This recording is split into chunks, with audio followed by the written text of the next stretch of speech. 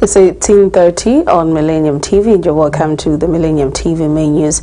We take a look at stories making headlines. Some OCIDA members distanced themselves from the letter written to U.S. Embassy. UCA calls on President HH to cancel presidential address and prepare on addressing issues raised by OCIDA. DCE has arrested former State House Permanent Secretary EMMANUEL CHILUBANAMA. And JCTR launches its 2024-2027 strategic plan. Coming up in international news, Nigeria's president orders security forces not to pay ransom for the release of kidnapped victims. Still to come in sports, members of Cameroon's Africa Cup of Nations squad among 52 players who will face being excluded from playoffs. I'll be back with the details shortly. The power of perspective brings about fresh thinking. Your perspective will either become your prison or your passport. So it's not what you look at that matters, but how you see it. Always look with fresh eyes. Vatra. Hydrate. Celebrate.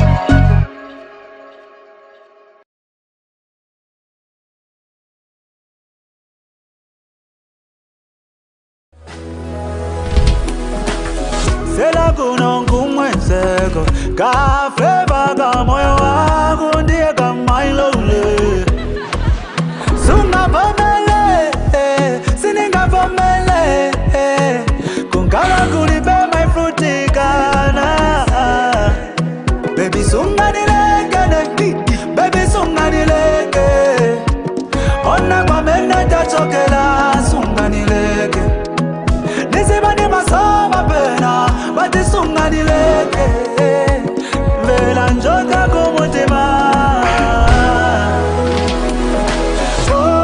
iweka frutikana iwe na nevi endela na nisimu na foni iweka frutikana. It was all in my head. Frutikana zona. Frutikana. Feel the rhythm, taste the fun. With the news in detail, my name is Lovisa Chilufia. Some members of our Civic Duty Association, OCIDA, have distanced themselves from the letter allegedly written by the association chairman, Archbishop Telesfo Mpundu, where he was asking the U.S. Ambassador Michael Gonzalez, asking his country to impose financial sanctions, visa restrictions, and travel bans against some UPND top officials. Speaking in Lusaka, OCIDA trustee Leslie Mbula says the letter was in fact not written by the Archbishop but another member of the association by the name of Brebna Changala, who guised himself and wrote the letter under the name of the Archbishop. Ambassador Mbula says the letter written to the ambassador did not have the blessing of other members of the association. The association has therefore called on Mr. Changala to immediately resign, as his actions in the recent months are tantamount to hijacking the organization and deterring it from the mission for which it was formed. The members of the association have further requested on the OCIDA chairman, Archbishop Mpundu, to consider retiring from the leadership of OCIDA, as he has played his part, which the association appreciates, saying it is now time for him to pass on the mantle. We therefore wish to respectively request the emeritus Archbishop Telesfo Mpundu to consider retiring from the leadership of OCIDA. He has played his part, which we appreciate very much. It's now time to pass on the mantle. Over the last few months, statements have been issued in the name of OCIDA, and these statements have not been agreed upon by the members and not even sanctioned by the trustees, who are the legal custodians of the organization. So in order to bring sanity and order in our organization, OCIDA, we are requesting one member of OCIDA by the name of Brebna Changala to cease being a member of this noble organization. His actions in the recent months are tantamount to hijacking the organization and dissuading it from the mission from which it was formed.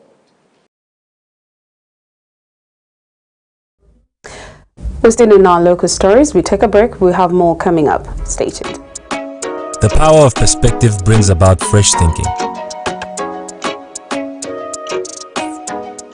Your perspective will either become your prison or your passport. So it's not what you look at that matters, but how you see it. Always look with fresh eyes. Vatra. Hydrate. Celebrate.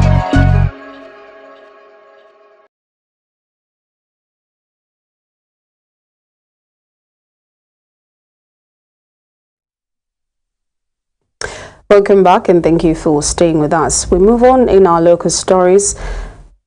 And in giving his side of the story, Mr. Changala has disputed the accusations by the other members of the association. Mr. Changala says he has nothing to do with the happenings in the association, calling the earlier assembly as a doing of the UPND, adding that he will wait on the OCIDA chairman, Archbishop Mpundu, to decide on whether or not he will be dismissed from the association. If I look at the names that has been displayed, I think there is only one bona fide member there, Ambassador Leslie Mbola.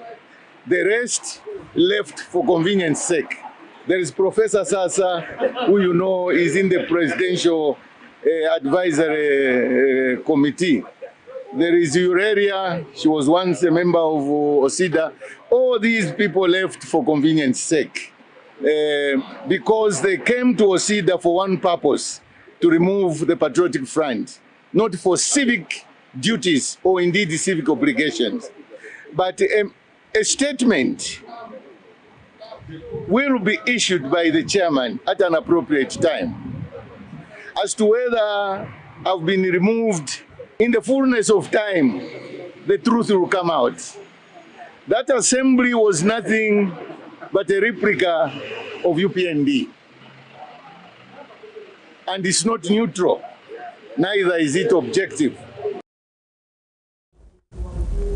Now, United Kwacha Alliance Chairman Sakwiba Sikota has affirmed OCIDA'S letter to the U.S. Embassy, further disclosing that the alliance will soon also write to the United States Embassy to affirm OCIDA'S petition, where they requested that the ambassador Michael Gonzalez asks his country to impose financial sanctions, visa restrictions and travel bans against some UPND top officials. The alliance has therefore called on President Hakainde Hichilema to discard the presidential speech that is to be given tomorrow in Parliament on the progress made in the application of national values and principles, and start preparing a new address to Parliament that will address issues raised by OCIDA. Speaking during a media briefing, Mr. Sikota says OCA notes that OCIDA is deeply alarmed by the continued abuse of institutions of governance and the erosion of democracy in Zambia under the leadership of President Hakainde Hichilema and the UPND. He says of particular concern to OCIDA and many others such as OCA are the violations of democratic rights such as the right to public assembly, free speech, freedom of association and the right to a speedy trial, hence calling on government to respect and enable the expression of fundamental democratic rights. Mr. Sikota says many organizations and individuals will with no doubt be sending supplemental petitions and letters to the American Embassy, providing evidence in particular areas. Meanwhile, the alliance has appointed former Minister of National Planning and Development Lucky Malusa as the movement's new Secretary General in an aim to put their house in order ahead of the 2026 general elections. Alliance Chairperson Sakwiba Sikota explains that Mr. Malusa is capable of putting up complete people that will contribute to the growth of the alliance and the country at large as they speak for the Zambian people. The OCIDA letter is calling for targeted sanctions against certain individuals. Who can deny that OCIDA plays an important role in giving the nation a conscience? OCIDA has been touted by even the UPND themselves as a credible organization. Indeed, prior to 2021, OCIDA were clearly in President Hakainde's corner. OCIDA, therefore, has no axe to grind and cannot therefore be accused of being bitter. The OCIDA statement in paragraph 2 states that they are deeply alarmed by the continued abuse of institutions of governance and the erosion of democracy in Zambia today under the leadership of President Hakainde and his ruling UPND. Of particular concern to OCIDA and many others, such as UCA, are the violations of democratic rights, such as the right to public assembly, free speech, freedom of association, and the right to a speedy trial.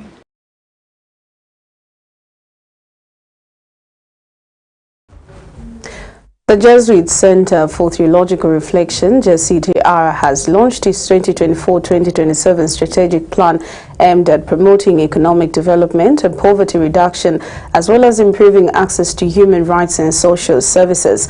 Speaking during the launch, JCTR Provincial Jesuit Southern Africa, Father Leonard Chiti SJ reiterates that in ensuring improved political and economic governance that is responsive to the needs of the poor and marginalized in Zambia, the Social and Economic Development Program will work to realize 2 strategic goals for intermediate outcomes and 6 intermediate outcomes in contributing to increased and equitable social and economic development and ultimately the vision of JCTR in Zambia. Father Chiti says the strategic plan will also benefit children, youth, men and women, including those living with disabilities, to have enhanced capacity and skills to hold their leaders accountable through enhanced consultation and participation of communities in planning and budgeting. He further adds that this will contribute to the goal of having citizens and institutions that are inspired by gospel values, effectively caring for environment, prudently utilizing public resources, and promoting social justice for all.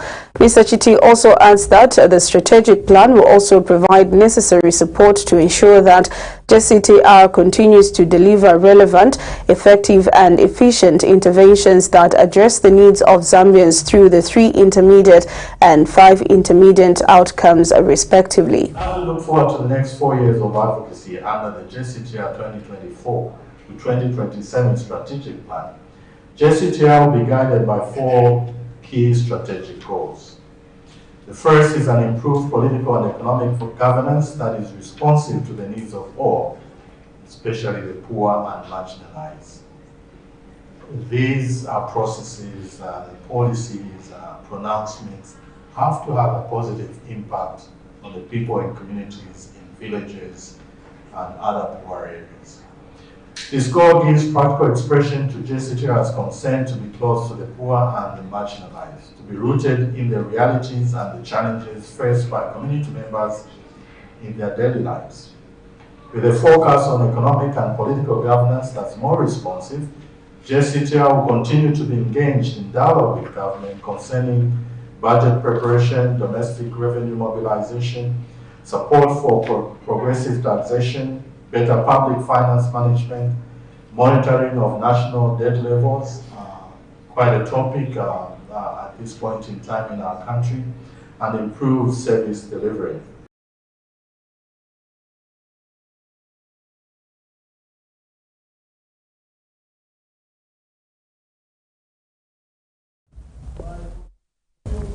The Drug Enforcement Commission, DEC, has arrested former State House Permanent Secretary EMMANUEL CHILUBANAMA, aged 52, on money laundering charges involving the theft of a motor vehicle.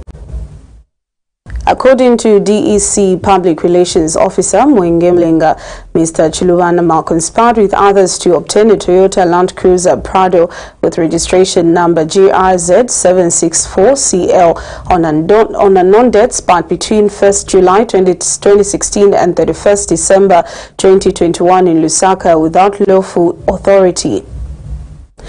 Mr. Mlenga reveals that Mr. Chilubanama concealed the true nature and ownership of the proceeds from the sale of the vehicle in violation of the country's anti-money laundering laws, contrary to Section 7 of Act Number 14 of 2001 as read with Amendment Act Number 44 of 2010. He adds that the suspect's arrest comes after a succession of comparable investigations undertaken by the Commission focusing on the misappropriation of public resources in violation of Section 7 of the Prohibition of Money Laundering Act of the Laws of Zambia. Mr. Mlenga discloses that the suspect is in police custody and will be granted bond upon meeting all the necessary conditions while pending court appearance. We have arrested former State House Permanent Secretary Emmanuel Chilubanama, male age 52, for money laundering related offences involving theft of a motor vehicle. The incident in question allegedly occurred between 1st July 2016 and December 31st, 2021 in Lusaka district. Mr. Chilubanama, along with accomplices whose identities remain unknown, is accused of obtaining a Toyota Land Cruiser Prado GRZ764CL without lawful authority. Furthermore, it's been reported that Mr. Chilubanama engaged in money laundering related activities by concealing the true nature and ownership of the proceeds from the sale of the aforementioned vehicle. These actions are in violation of Section 7 of Act Number 14 of 2001, as amended by Act Number 44 of 2010. These arrests follows a series of similar investigations conducted by the Commission targeting the misappropriation of public resources, which is prohibited under the laws of Zambia. Mr. Chilubanama is currently in lawful police custody and will be eligible for bond once all necessary conditions are met, pending court appearances. And opposition Socialist Party has urged Bishop John Mambo to condemn violence being perpetrated by the United Party for National Development UPND cadres instead of accusing Socialist Party of violence. Party Media Director Brian Hapunda has expressed disappointment by the statement attributed to Bishop John Mambo, who has labelled the party as a violent party because of the stance taken by the party, urging party members to defend themselves if attacked by the UPND. This is attributed to the statement made by Socialist Party President Dr. Fred Membe, who advised his party members to fight back when attacked by UPND cadres.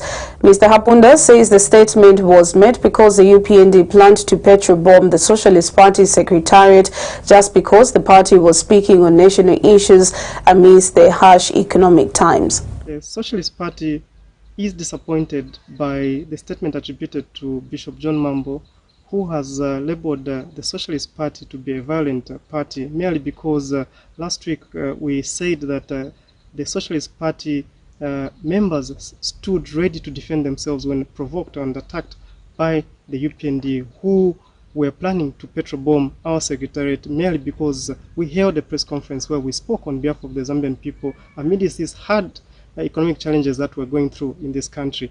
And we had expected Bishop John Mambo to condemn this behavioral attitude of violence being, advanced by his own cadres. And just yesterday, we saw and heard how UPND cadres who were bussed and ferried into Chipata, where the president went to celebrate the Youth Day, were beating people who were merely dressed in Socialist Party t-shirts, ECL rappers. Moving on, the Southern African Cross-Border Traders Association says that the unstable exchange rates performance has made it difficult for business to thrive among cross-border traders, which has eventually resulted in poor performance levels in the sector. Speaking to Millennium TV, I beg your pardon, SACDA General Secretary Jacob Makambwe states that most of the small-scale traders have experienced a lot of losses in their businesses because they had held on the dollar when it was at its highest peak. Mr. Makambwe, however, appreciates that government has developed conducive infrastructure at most cross-border points, which has made it easy for traders to conduct their business in a favorable atmosphere. He further adds that this can be seen being prioritized in the national budgets and being implemented with the help of public-private partnerships, PPPs, which has seen a number of projects currently being worked on. As we are ending the first quarter of 2024, cross-border trade has been impacted by so many challenges. As you're aware that we actually had a lot of problems around the exchange rate, which has not been very much stable. I think since December, up to now, that we are seeing a little bit more stability. So when you talk about performances, we have actually seen most of our small-scale traders, especially those that depended on exchange of currency, for example, trading with the US dollar. Some of them had some losses because maybe they kept the US dollar when it is now falling. But now some of them use the US dollar as a more stable currency at that particular time when they were doing some trade. But again, when it comes to trade facilitation, we have actually seen, yes, of course, the government has done well in terms of trying to make sure that the critical infrastructure that leads to the opening up of the markets, the road infrastructure, the border infrastructure, we've seen this prioritization in the national budgets and also the implementation through the PPP projects that the government is implementing. We are actually seeing much more smoother roads now that way leading to this particular border, but we also want to see the quickly implementation of some of these particular projects. And that sums up our local stories. We take a break. We have more coming up in international and sports news. Do stay tuned. Chop some onions. I've been to. Into the pots. Delicious. Sprinkle some spring onion. Have you heard about the lady who knows how to cook? She makes the best noodles with a special look. She adds to veggie, spices and meats and serves them hot and fresh down in every street. Mama Benson noodles, hey, you make me smile. Mama Benson noodles, tasty every time. Mama B is making bento tonight. Mama B is making bento tonight. Mama B is making bento tonight. Mama B is making bento tonight. Better bento. Welcome back and thank you for staying with us. We move on to international news. Nigeria's President Bola Tinubu has ordered security forces not to pay a ransom for the release of close to 300 students and staff who were kidnapped from a school in northwestern Kaduna State last week. Mr. Tinubu instead directed security agencies to ensure the release of all kidnapped victims without any payment to the kidnappers, the country's information minister Mohammed Idris told reporters on Wednesday. Mr. Idris says the president had told the forces of searching for the pupils to make sure not a dime is paid.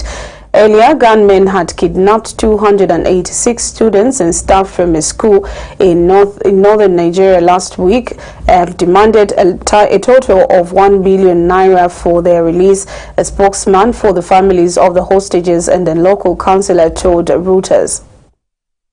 The school children, some older students and members of the school staff were abducted on March 7th in the town of Kuriga in Nigeria's northwestern Kaduna State in the first mass kidnapping in the country since 2021. Jubril Aminu, a community leader who acts as spokesman for the families of the hostages, said he has received a call on his phone from the kidnappers on Tuesday. We are aware that it's not just the US that has actually offered. Other countries have also offered to support Nigeria. But what we can tell you is that government is still reviewing these offers, and the position of government will be made known to you. Now, it is true that some of these are happening. We have seen what has happened in Kaduna, in Maiduguri, in Borno State rather, and then in Sokoto. Mr. President has said that this is an unacceptable situation. He is not going to, the government will not condone abductions or kidnappings or any kind of criminality in that direction. We're seeing, of course, this happen, and government is taking very proactive steps, first to mitigate that and also to stop the spread of this apparent, we are seeing some kind of movement by, the more the security agencies are also hitting these targets, the targets of criminals, the more they are pushed to also getting some soft targets. But government is not taking any excuses. The president has directed that security agencies must, as a matter of urgency, ensure that these children and all those who have been kidnapped are brought back in safety, and also in the process to ensure that not a dime is paid for ransom. So it's important to underscore that. No dime, government is not paying anybody any dime, and the government is optimistic that these children and other people that are abducted will be brought back to their families in safety.